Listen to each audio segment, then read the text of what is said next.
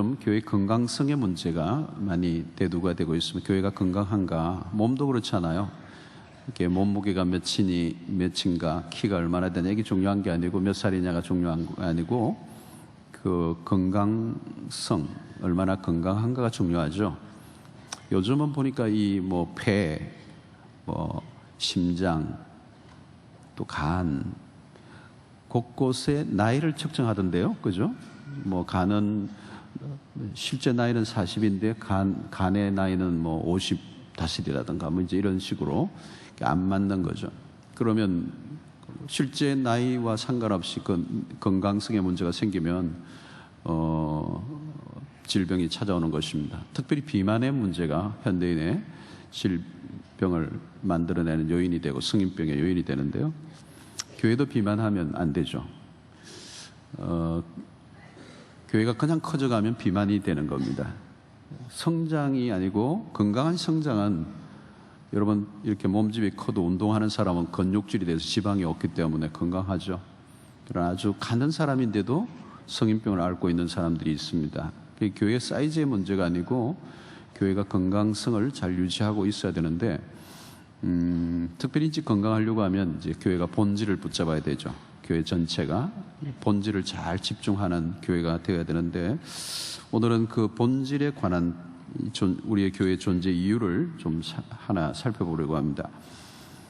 오늘 본문에 특별히 마태복음 20장 28절의 말씀에 인자가 온 것은 섬김을 받으려 함이 아니요 도리어 섬기려 하고 자기 목숨을 많은 사람의 대속물로 주려 함이라. 예수님이 하신 말씀이에요. 예수님은 지상에 살면서 당신이 오신 목적을 정확하게 이해하고 계셨습니다. 예수님은 어떤 모습이죠? 섬기는 자의 모습이라는 거죠. 예수님은 종으로 오셨습니다. 이 땅에 종으로 오셨죠. 종의 존재는 뭡니까? 자기를 위해서 존재하지 않습니다. 십자가를 가는 도상에서도 아주 상징적인 한 사건이 일어났는데 십자가를 지시기 직전에 예수님의 제자들과 함께 어느 집에 들렀을 때에 팔레스타인 지역에서는 샌들을 신고 다니기 때문에 발이 굉장히 더럽잖아요. 그 종이 발을 주로 그 손님들의 발을 씻어주는 문화 속에서 발을 따내고 있는데 갑자기 누군가 씻어줄 것으로 기대하고 있었는데 아무도 씻어주는 사람은 없고 갑자기 스승이신 예수님이 허리에 수건을 동이시고 대야에 물을 가지고 제자들의 발을 씻겨주시는 것이죠.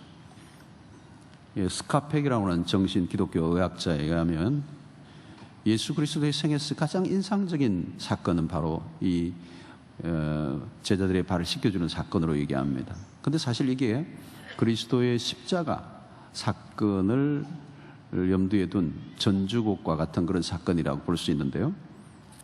이 행동은 예수님이 제자들의 발을 씻겨주신 이 행동은 이 세상의 모든 질서를 완전히 뒤집어 놓는 그런 사건입니다. 오늘 27절에도 보면 너희 중에 누구든지 어뜸이 되고자 하는 자는 너희의 종이 되어야 하리라. 자, 여러분 이것은 세상에서 우리가 전혀 보지 못하는 전혀 다른 관점의 말씀을 주님이 하십니다.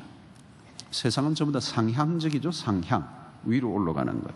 보다 더 베풀고 섬기기 위해서 올라가는 게 아니고 지배하고 군림하기 위해서 올라가죠.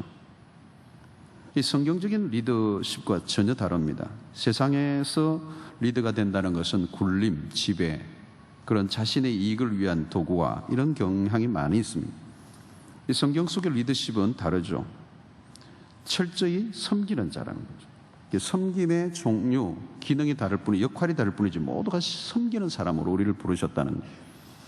자, 우리가 예수를 따르는 사람들은 예수 그리스도의 살았던 행적을 따르는 사람들이죠. 그러니까 스승이 종이었다는 겁니다. 예수님이 종이었다면 그 스승을 따르는 종 대신 스승을 따른다는 것을 우리도 종이어야 한다는 거죠. 스승이 종인데 우리가 종이 안 되면 이상한 거죠. 그래서 우리는 사실 종 중의 종이라고 말할 수 있습니다. 교회들마다 사실 직분을 세우는데 굉장히 진통을 많이 겪고 있어요. 교회 직분 선출, 중직자 선출에 있어서 이민교회는 더 이거 아주 심각합니다. 굉장히 예민합니다. 잘못하면 목사도 쫓겨나기도 하고 교회가 분쟁이 일어나기도 깨지기도 합니다. 이게 아주 뜨거운 감자야. 이건 뭐냐면 직분에 대해서 세속화가 교회 안에 들어온 겁니다. 그러니까 이게 섬긴다라고 하는 개념이 아니라 계급적 개념으로 본 거죠. 계급과 명예의 개념으로 직분이 들어온 겁니다. 그래서 서울의 어떤 큰 교회는 막 이렇게 중직자 뽑을 때 선거 뭐죠? 유세도 하고 그래요.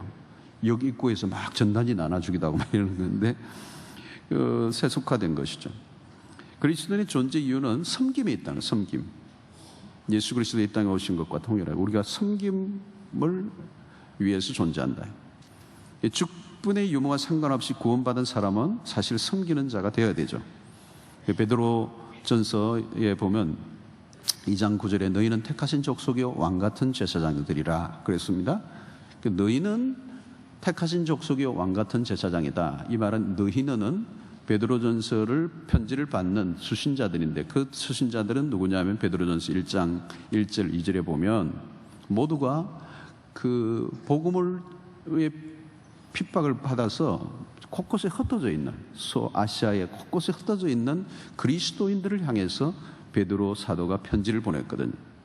그러니까 너희는 택한 족속이 왕같은 제사장이라는 이 말은 특정한 부류의 교육자들을 대상으로 한 것이 아니고 모든 성도들에게 하신 말이죠. 오늘 여러분 오신 모두가 왕같은 제사장들이에요. 그래서 목회자가 할 일은 뭐냐면 성도들이 주의 일을 하도록 돕는 역할을 하는 거예요. 사실은 목사가 교회 일을 다 하는 게 아니고 그것이 에베소서 4장 11절 12절에 말씀해요. 11절에는 목사와 교사에 대한 얘기를 하고 그들의 이미 해야 될 목표가 뭐냐? 12절에 이는 성도를 온전하게 하여 봉사의 일을 하게 하는 것. 그러니까 목회자 역할은 뭐냐? 코칭 역할이라고 하면 딱 맞아요. 그런 면에서 이 목회자가 해야 될 중요한 것은 성도들을 훈련시키는 거예요. 그러다 보면 좀 피곤하게 할 수는 있을 거예요. 간섭을 좀 하고 부담을 좀 주고 좀 막 훈련을 받도록 푸시도 하는 일들도 있는데 편안하게 놔두는 교회보다 훨씬 더 좋은 교회예요. 사실은 존 칼빈이 Church is discipline이라는 표현을 썼어요. 교회는 훈련하는 곳이다. 훈련하는 곳. 굉장히 훈련해서 하나님의 영적 강자가 되게 해야 된다. 이 남미의 유명한 후안 카를로스라고 하는 목사님인데 미국 가서 지금 목회하다 은퇴하셨는데 이분은 오늘날 현대교회가 타가소 같잖아요. 타가소. 전부 다 돌봐야 될 사람들만 꽉 차 있는. 이게 좀 이렇게 성장해서 돌봐주는 사람들이 많아야 되는데 돌봐주는 사람 별로 없고 돌봄을 받아야 될 사람들로 꽉 차 있는 타가소 같아 현대교회. 유람선과 현대교회는 교회는 유람선이 되면 안 된다는 거예요. 유흥지에서 띵까 막 우리 5,6도 왔다 갔다 하는 노래 배처럼 띵까 하고 그런 배가 교회가 되면 그거는 뭐 총 한 방 맞으면 날아가고 그러잖아요. 현대교회는 전함, 군함이 되어야 됩니다. 세상과 싸워 이길 수 있는 무장된 그리스도인으로 뭐 늘 시험 들고 상처 입고 늘 끙끙 앓는 그런 유약한 그리스도인이 아니고 뭐 한 번 위로받으면 그때 힘내고 또 며칠 가면 막 다 죽은 듯이 살아가는 그런 허약한 그리스도인이 아니라 훈련된 영적 강자로 세워지기를 원한다. 여러분 이것이 오늘 우리가 섬겨야 될 것인지 섬김을 받아야 될 것인지 우리 신앙의 퀄리티를 결정하는 문제가 이것은 우리의 존재의 목적과도 관계 있다는 거예요. 그러니까 오늘 교회가 존재의 목적을 분명히 발견하지 않으면 숫자만 늘어난다는 것은 굉장히 위험하다는 거예요. 건강하지 않고 운동은 안 하는데 자꾸 살만 찌면 어떻게 되겠어요? 반드시 질병을 앓는 거예요. 온갖 질병이 다 찾아오는 것입니다. 그래서 오늘 이 교회의 존재의 목적을 찾아야 되고 그 존재의 목적을 찾는 일에 교회 구성원 전체가 함께 한 마음으로 한 목적을 향해 달려가야 되는데 그것이 주님이 이 땅에 오신 그 목적 우리가 섬김을 받기 위해서 온 게 아니라 섬기려 하는 자로 왔다. 오늘 교회도 마찬가지잖아요. 교회가 그냥 들어가면 뭐예요? 섬김을 받아야 될 모든 걸 서비스의 개념으로 요즘 오늘날 봐요. 그래서 그 교회 서비스 좋더라. 여러분 서울의 뭐 외곽지대에 그 신흥주택지 이런 데 보면 백화점이나 이런 데를 막 버스를 돌리잖아요. 아, 그 서비스 좋으니까 그게 이용하죠. 그 교회는 왜 안 돌려? 뭐 이런 분위기죠. 이 소비문화 시대 속에서 이 상업적 마케팅을 잘하는 교회들이 오히려 막 뜨고 그것은 주님이 원하시는 교회가 아니라는 것입니다. 우리가 훈련을 받고 이웃을 또 사랑하고 또 복음을 전가하는 공동체로.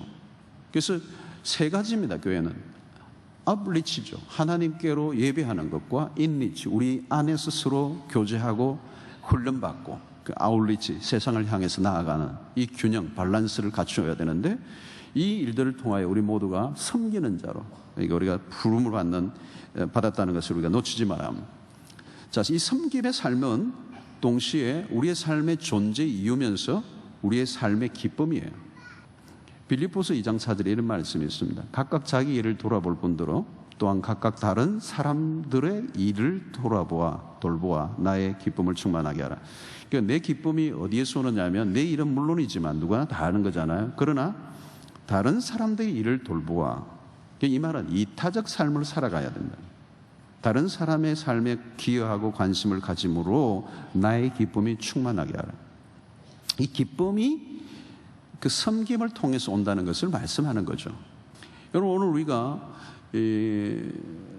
사회 속에서 우리의 어떤 리타이어, 은퇴도 할 수도 있고 또는 실직을 할 수 있지만, 하나님의 나라에서는 그런 게 없어요. 모든 그리스도인들 우리를 불러주시고 우리를 사용하고 싶어 하십니다. 그러니까 우리의 모든 영역 속에 어떤 것이든 그 일들을 감당할 때, 하나님의 나라에 기여할 때, 그 부르심에 합당하게 우리가 연결될 때 우리에게 기쁨이 오는 거예요. 행복이 찾아오는 것을 경험하게 됩니다.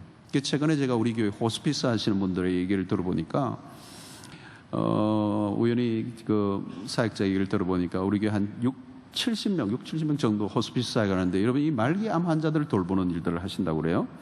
이 말기암 환자들은 뭐 사실 가족들도 손 다 들었고 이제 병원에도 할 수 없는 그저 마지막 단계에 계신 분들인데, 요양원에 가서 우리 팀들이 돌보아 주는데, 특별히 수영록의 호스피스 팀들이 탁월하다는 게 소문이 난, 얼마나 지극정성으로 섬기는지, 뭐 하여튼 이게 꼼짝도 못하는 분인데 이렇게 밑에까지 그냥 주물러 드리고, 이렇게 안마를 해주고, 목욕을 시켜드리고, 대소본을 가르쳐주고, 그 예수 안 믿으신 분들에게는 복음을 마침내 전하고 예수 믿게 해서 천국 가게 하는, 뭐 너무너무 귀한 사역인데 어려운 사역이에요. 누가 돈을 준다고 해도 하기 어려운 사역인데, 자원봉사로 한 해 두 해가 아니라 오랜 세월 동안 많은 사람들이 그 일을 계속해 오는 게 만드는 힘이 어디 있느냐면, 그걸 하면서 기쁨을 느끼는 거예요.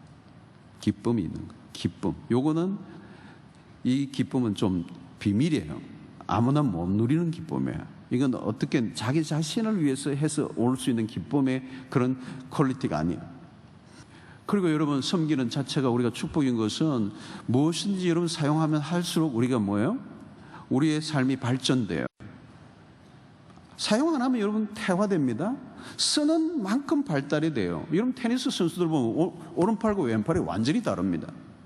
오른팔은 아주 근육이 대단하죠. 늘 쓰니까 발달하고, 안 쓰면 퇴화돼요. 교회에서도 여러분 주일학교 사역을 하거나 사랑방 목자하는 거, 이 내 활동을 돕는 겁니다. 제가 이 건강에 초점을 맞추는 이유는 여러분들이 너무 어렵게 생각할까 봐, 사역을. 여러분, 사실 이 목자 같은 거 얼마나 좋은지 몰라요. 뭐 하나라도 더 배우고 말씀이라도 더 깨닫고 은혜 받아서 우리 또 소그룹 안에서 다른 사람과 함께 나누고 좋은 인간관계를 맺어가고 서로 사랑하고 격려하고, 이게 우리의 삶을 얼마나 풍요롭게 하는지 몰라요. 시간이 유한해요. 우리가 가지고 있는 건 다 유한합니다. 내 게 아닙니다. 내가 쓸 때만이 내 것인데, 그 쓰는 동안 내 것이지, 안 쓰면 아무입니다. 여러분, 돈도 마찬가지잖아요. 돈은 우리가 자꾸 착각하는 경우가 많은데, 내가 가지고 있으면 내 돈이라고 생각해요. 아무도 몰라요. 돈이라고 하는 것은 쓸 때 화폐의 가치가 드러나는 거죠. 안 쓰면 돈도 아니에요. 그건 그냥 종이에요. 그리고 안 쓴 동안에 나중에 그것이 누구의 주인이 될지 nobody knows. 아무도 모르는 거예요. 시간도 마찬가지입니다. 내일 하겠다. 여러분, 우리에게 주어진 실제적인 시간은 오늘 지금밖에 없어요. 내일은 우리의 시간이 아니에요. 내일은 하나님의 손에 있어요. 오늘 눈 감고 내일 뜬다는 보장은 아무도 몰라요. 하나님만 아세요. 여러분, 오늘 주어진 시간에 최선을 다하는 겁니다.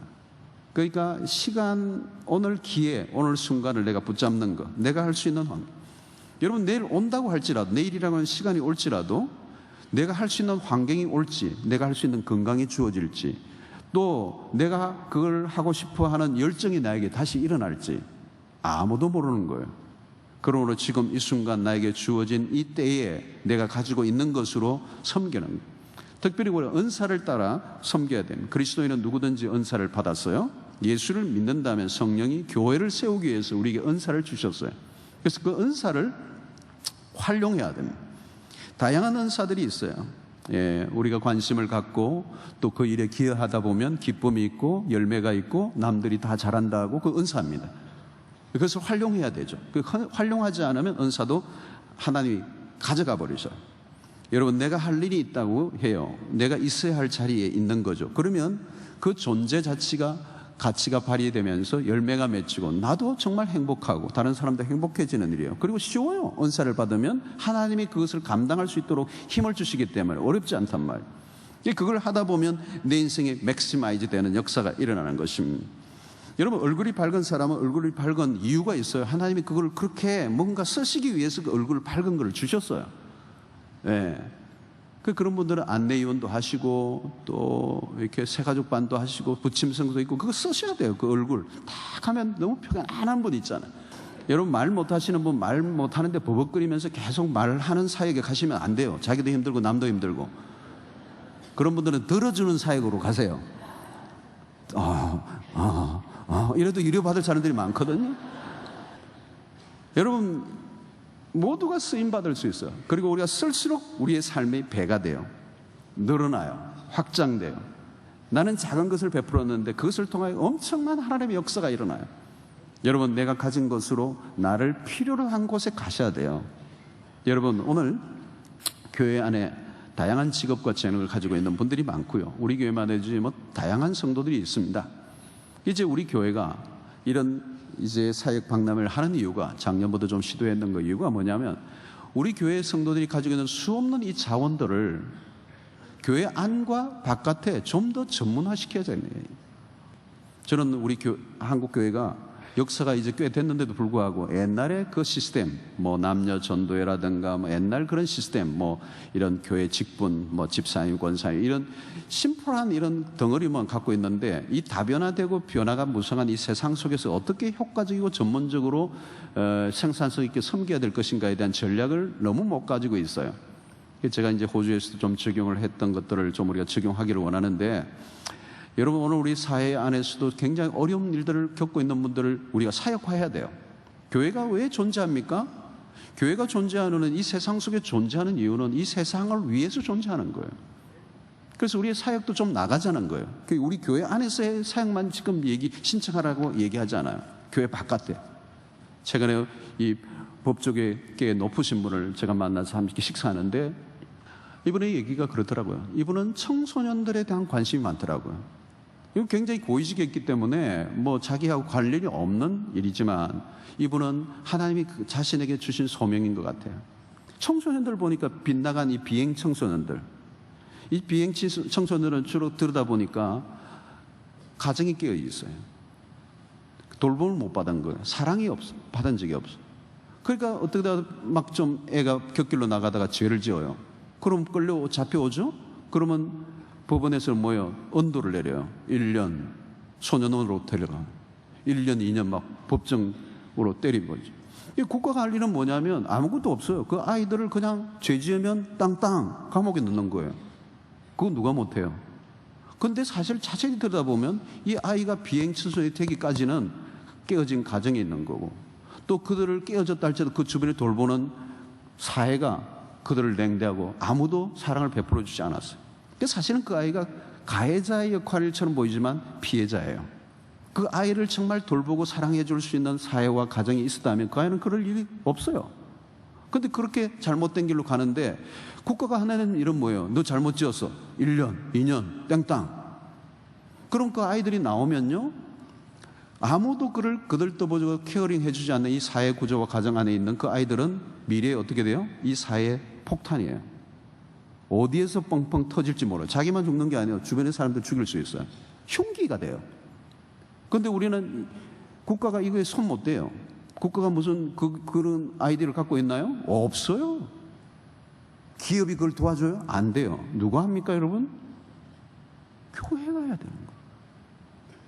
여러분, 이 보험제도라든가 이런 것들도 사실은 여러분, 교회가 교회다우지만 보험제도도 필요 없어요. 교회 공동체 안에 어려움이 있으면 이 많은 교인들이 그것 못 도와줘요? 그래서 여러분, 칼 막스의 이 공산주의 국가가 이 이론이 생긴 것은 창세기 사도행전에 나오는 유무상통하는 사도행전의 역사, 그게 교회 지상의 교회에 있었던 일이거든요. 핍절한 사람이었고 서로 나누어주는 이런 관계들이 사회화되면 문제가 없어요. 그런데 그걸 못하니까 공산주의가 생겼다는 얘기를 하잖아요.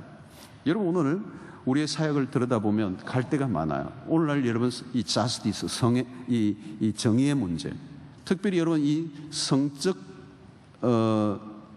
억압을 받고 있는 사람들, 어린아이들, 요즘 어린아이들의 성적 놀이가 되는 거예요. 여러분, 필리핀이나 캄보디아 이런 데 엄청나죠, 여러분. 한국 사회 안에서도 억압된 상태 속에서 자기의 자유를 잃어버리고 자기의 권리를 찾지 못하고 학대받고 억눌린 자들이 많아요. 누가 관심을 갖죠? 너무도 비참한 기가 막힌 기구한 인생을 살아가는 사람들이 있어요. 국가가 아무도 관심을 갖지 않아요. 누가 관심을 갖죠, 여러분? 여러분, 오늘 외국인 노동자들의 인권의 문제가 한국에 얼마나 유린을 당하요? 누가 돕죠? 누가? 청소년의 문제, 중독의 문제, 국가는 시스템을 만들어요. 복지 제도는 만들지만 그들을 구체적으로 섬길 수 있는 사람은 누구예요? 교회밖에 없어요. 저는 앞으로 우리 교회가 나가야 할 일은 세상 속에 수영로 교회가 이 부산 땅에 있어야 할 이유, 정말 저 교회는 우리가 밀어줘야 돼. 저는 우리의 국가와 교회가 또 우리의 성도들이 함께하면 하나님의 놀라운 일들을 감당할 수 있는 역사들이 일어나온다고 생각해요. 사회 소외계층들을 돌보는 일들, 다양한 일들을, 아름다운 일들을 우리가 하자는 의미에서 사역 박람회를 열었어요. 단순히 교회의 몸집을 키우고 우리의 현안 사역들의 일꾼들을 모집하는 정도가 아니라 교회가 교회로서의 존재의 이유를 찾고 한 그리스도인으로서 내 존재의 이유를 찾을 때 내 삶이 힘들고 어렵다 할지라도 교회가 교회의 모습을 찾고 성도가 성도의 자리로 찾아가면 하나님이 우리의 삶을 부욕케 하시고 축복해 주시고 기쁨이 넘치게 하실 줄로 믿습니다. 여러분, 우리는 그냥 아는 것과 행동하는 것은 달라요. 오늘 현대 그리스도인들이 우리의 아는 것으로 우리는 믿는다고 생각하지만 우리의 믿는 것이 삶으로 증명되지 않으면 우리의 믿음은 공허한 것이 되는 것입니다.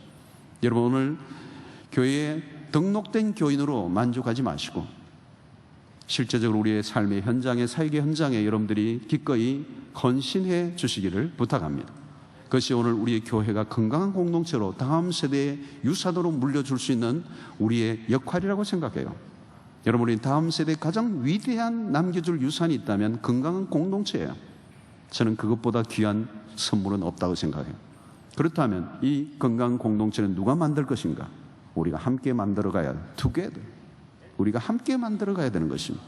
만약에 내가 해야 할 일을 내가 하지 않는다면 누군가 몇 사람이 그 일을 더 힘들게 하고 있다고 생각하면 돼요. 내가 내 일을 하고 있지 않으면 누군가 그 일을 하고 있어요. 그리고 함께 맡들면 훨씬 더 오래 기쁨으로 지속적으로 할 수 있음에도 불구하고 우리가 그 일을 소홀히 여길 때 소수의 사람들이 많은 사람들을 섬길 때 지치고 힘들 때가 있습니다. 그것은 공동체의 미래를 위해서도 좋지 않은 것이라고 될 수가 있는 것이죠. 여러분, 월드컵을 구경하는 것도 신나는 일이지만 동네 축구에 직접 뛰어보는 게 훨씬 더 신나는 일이에요. 여러분, 직접적으로 사역의 현장에 인발하시고 헌신하셔서 주의 몸된 교회가 건강하게 세워지고 이 땅이 아름다워지고 여러분들의 삶이 풍요로워지는 역사가 있게 되기를 축원합니다.